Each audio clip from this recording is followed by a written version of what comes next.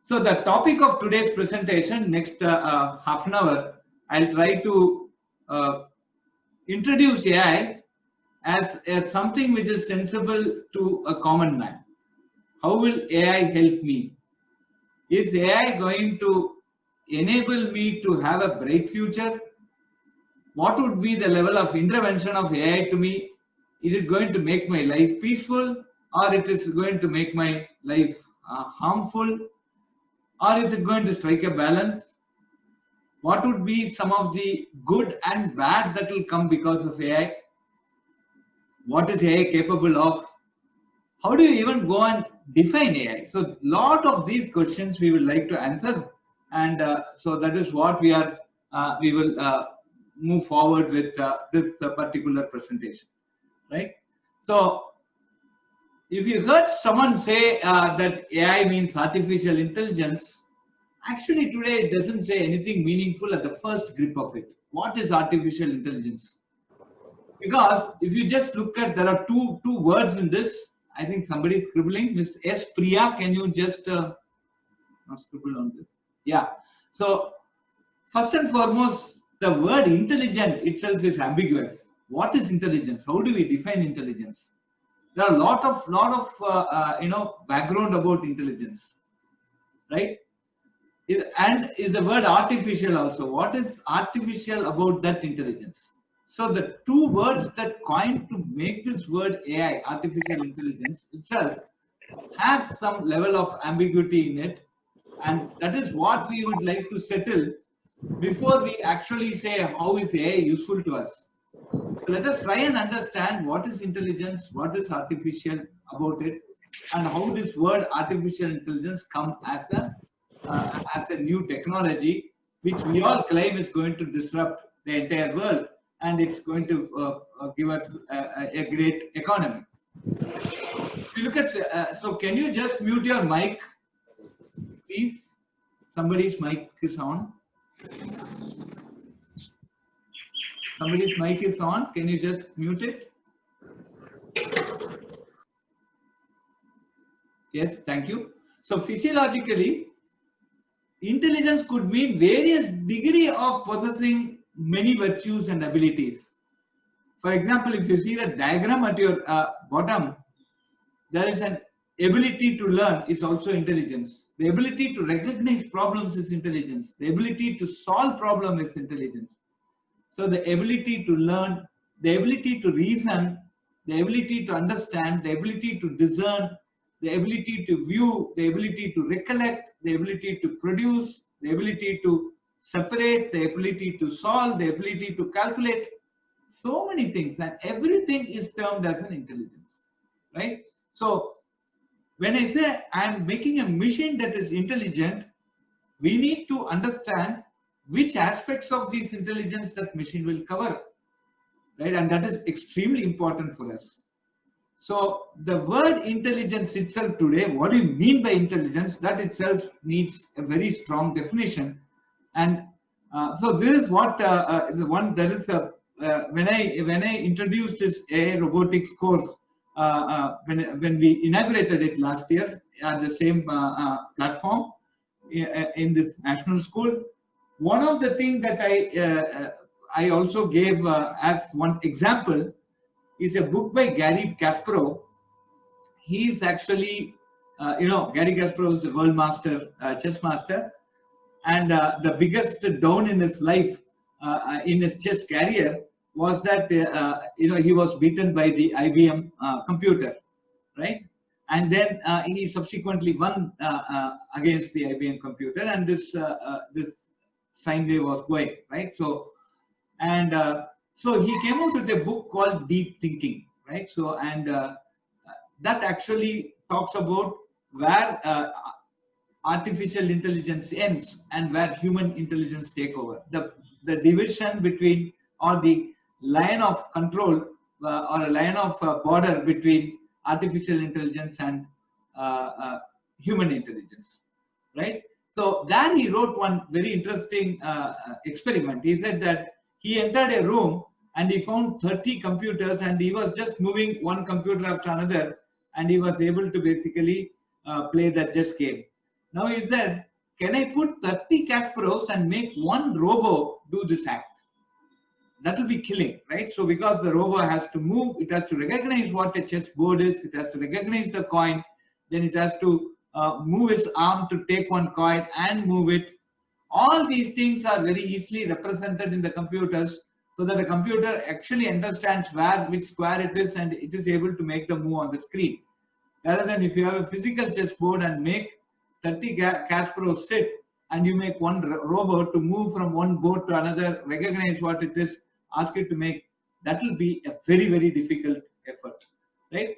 So the ability to even understand that this is one chessboard, this is another chessboard by a robo, a single robo itself, comes under this viewing and discerning, and a little about reasoning also there. And that itself is a bigger intelligence that we need to talk of. So the word intelligence itself is very ambiguous, and it covers a wide variety of areas. Specifically, when we look at when we start understanding it from a human angle, from a physiological angle. So the next important thing, in modern day, right, you see these type of tests and scores to indicate one's intelligence, right? They call IQ exam marks, and they actually plot a bell curve to tell where you are. What is that bell curve? Bell curve essentially says somebody who's very, very bad in IQ. Then there is a bell, it's a shape like a bell. So the excellent and the bad are very small population, while many people are in the middle, right? And they come out with this IQ exam marks. Now, this actually poses us very interesting questions. If you are a sportsman, if you are an artisan or any skilled man, are you intelligent or not? Right? Right. So how does this IQ test to find out your sportsmanship? Right? In one of the matches, in last ball, a sixer was hit by one of our Indian batsmen, and I also remember this Javed Miandar doing it for Pakistan in one of the last ball. He 4 runs to win, 5 runs to win, and he hit a 6. Okay, so a very intelligent move. Now, will this IQ test actually identify that intelligence? Okay, there are emotions, there are behavior. These emotions and behavior also have some intelligence in that. So I have anything to do with intelligence, right? So this is also very important. I think one very interesting Rajinikanth movie is Robo. Actually, one part of the movie, the Robo 1, the first one, actually one part of the movie was dedicated to building emotions into that Robo, right? So is it, and the emotion actually can it have that? Can it have any connection to intelligence? Do other living beings have intelligence? Right? I just a cat was actually coming and sleeping in the first floor, bringing a rat as a dinner every day, a dead rat, and I just removed a small bed-like thing which was there. I just removed it. From next day, it stopped coming because it realized that somebody is coming there, and somebody is trying to snoop into its behavior, right? So the cat has that intelligence. Next day, it didn't come there because I just removed certain things. I just made some changes there, and the cat stopped coming. So, do they have intelligence, and are we trying to mimic them? Right? There's a very interesting development in the early stage of robotics. The Carnegie Mellon University actually came out with the modeling the behavior of a cockroach. Right? We heard this story. And what does the cockroach do when you on the light? Immediately it goes into a dark place, tries and moves into a dark place. And that essentially, that small cockroach model was actually used to make certain autonomous robo move on electric transmission lines. And whenever there is a short, they'll go and spit some insulation material so that the short goes off. Right, between two lines, long range cables, right? So underground cables. So this essentially reduced the power outage in the country. So So this itself can be intelligence, right? So the intelligence of a cockroach was actually used for doing this act. So how do we judge this intelligence? How do we quantify this intelligence? That itself is a very, very important parameter for us. Now, for computer scientists' view, there are multiple intelligence for a computer scientist. So when they evaluate a computer for being a machine learning system, the intelligence is a capacity of a computer. Grudgingly, we still refer it as a machine because now it is intelligent. We don't want to call it a machine. So it is the capacity of a computer to possess and operate on with that intelligence and learn from studying brain activities of living beings. So I know what is a machine learning, what is a machine that is capable of intelligence today, is that it has huge amount of memory and processing capability, that it can make certain intelligence decision by observing something that is happening in the real world and trying to mimic it. So capturing that knowledge of what is happening in the real world by lot amount of data and the relationship between these data, and then when realistic scenario is presented to the computer, it can basically give you indications of how to proceed depending upon what its knowledge that it has acquired. The computer scientists certainly argue that to be intelligent is to have capacity to process a certain kind of information that is founded on human biology and human psychology. They also argue that animals have one form of computational capacity or the other, and humans have many more forms of this human capacity, this computational capacity. And they argue that such computers can be modeled and manufactured. So this is what the computer scientists' view of this intelligence is. And they believe that as the systems grow in the computational ability, the process, as they grow in, they can store lot more of data. They can also store process lot more of data, and with new forms of representation, they strongly believe that the computers can start matching human intelligence in certain sectors. And what sort of intelligence? Again, we have so many intelligence definitions there. Now, why I'm saying all these things is that the difference between human intelligence as we perceive from a physiological term and what we today witness in the system, there is a huge gap. And this gap, filling of this gap is going to be the most interesting challenge for probably one more century. And that is why we all now say that AI is going to be a very, very growing and a very commercially growing, economically growing, and also technically challenging field. Right. So Gardner has this multiple intelligence theory, and according to him, this is the entire theory. So he has 8 subdivisions. So he has something called linguistic intelligence, about how do you read words, memorize words, and how do you use them, right? It is just that, see, the wall is, I can say that the wall knows the entire dictionary, but it can't speak one single word. It's useless. So how do you use it? So how skillful you are in oration and persuasive speaking, right? So that is one very important thing. The second thing that people are also talking about is this kinesthetic energy. How people are good at physical activities, how they are good at building and making things, how they are good at sports. There's something called interpersonal intelligence. They care about people feelings, are good at giving advices, communicate easily with others. Intrapersonal skills, right?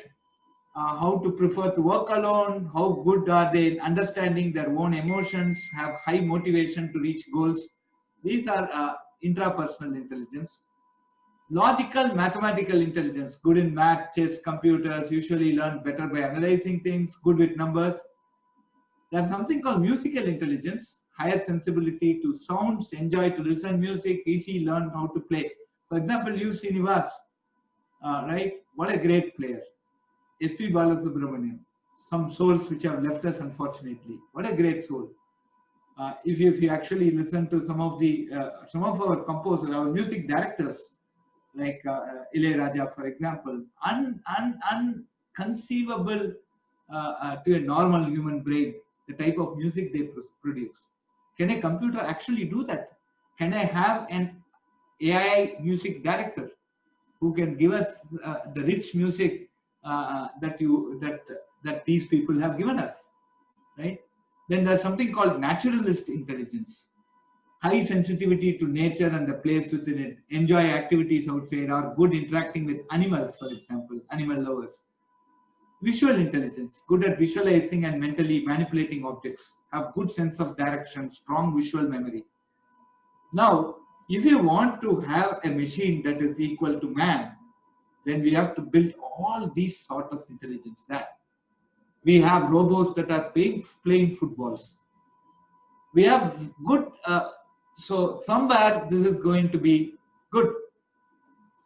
But then a football player can actually see the opponent and find out whether he's tired or not. And you can identify a tired opponent and you can keep passing the ball to him, ball in his side, so that the ball is always at the weaker end of the opponent. Can a robot do that on a football field? On the other hand, we have this logical mathematical intelligence, right? So there we see something like chess, etc. But then can some of the even let us not even talk about Ramanujam the Great, our Kumbakonam person. Forget Ramanujam, that is class apart, okay? But let even simple papers that get published in the mathematical journals in number theory, can those theorems be proven by a computer? So these are all some very interesting, very important questions, right? And and can a computer speak like, say, Radhakrishnan, for example? I'm taking Tamil names here, like President Radhakrishnan, the type of English he had, the linguistic, or C.P. Ramaswamy here, for example. Can a computer generate a speech of that caliber? So these are all very important, very interesting questions that we need to. Or can someone write a poetry like Kannadasan or like Kalaignar, right? So these are all the linguistic intelligence that we enjoy in these people, right? So these are very excellent points that we need to keep in mind when we try and understand AI in its full glory. So these are all some very important questions. What if you have a machine which is hardware and software together, a man-made one? Can you call it artificial because it is man-made, right? So what is the definition of artificial? Now we have talked about intelligence. We'll surely go and say, now we'll surely move to this part and say, what is artificial about it? Anything that is man-made is artificial, right? Can I have the definition like that? And if that machine that made by man is made, that is, it is actually going to production, it's not just on paper, and that is to exhibit and put to use its efficient capability of being multiple intelligent in one or more sense, right? And so again, it's artificial because it's man-made, but then I have to go and improve its intelligence capabilities. So it can't just play chess and say, oh, I made an AI machine. It is intelligent. Can I bring in all those Gartner's 8 theories of intelligence? Can I start building one by one onto it? And what if that man-made machine has slowly pervaded into every walk of human life by humans? Right? That's artificial. So this is the gradation. Why I put these 3 points is this is the gradation by which AI is coming in. So it started with a machine. Now that machine started showing certain capabilities as per Gardner's theory, like at least logical mathematical intelligence and a little bit of kinesthetic intelligence, right? And it also did some natural language processing, so some amount of linguistic intelligence also it has brought in, and with your Alexa and your Siri, etc., it is also bringing some interpersonal intelligence today, right? So and with many of your tuners, your AI inspired sound system, and the mimicking of the sounds. Today the entire orchestra can be some 1,000 violins can be simulated today.